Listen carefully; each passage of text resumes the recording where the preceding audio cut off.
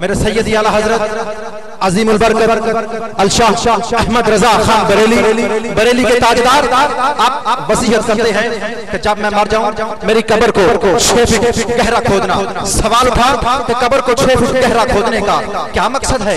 آپ نے فرمایا کہ ہم سنیوں کا نظریہ ہے، ہم سنیوں کا عقیدہ ہے کہ قبر میں محمد مصطفیٰ کریم نبی کریم صلی اللہ علیہ وآلہ وسلم تشریف لاتے ہیں. میں چاہتا ہوں جب میرے آقا قبر میں تشریف لائیں میں ان کی آمد کے لیے کھڑا ہو سکوں، ان کی آمد کے لیے، ان کے استقبال کے لیے کھڑا ہو سکوں.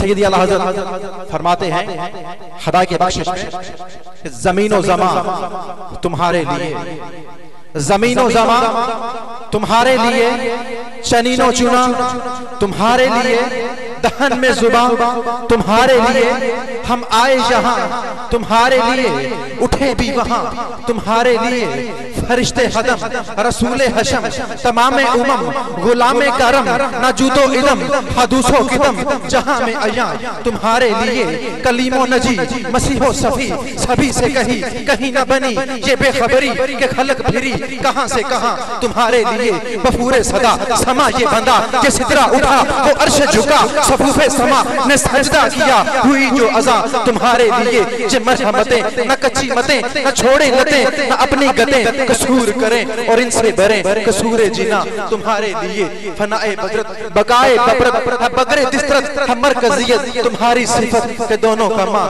تمہارے لیے. کہ اشارے سے چاند چیر دیا چھپے ہوئے ہور کو پھیر دیا، گئے ہوئے دن کو اثر کیا یہ تاب و تواں تمہارے لیے. صبا وہ چلے کہ باغ پھلے وہ پھول کھلے کہ دن ہو بلے لوا کے تلے.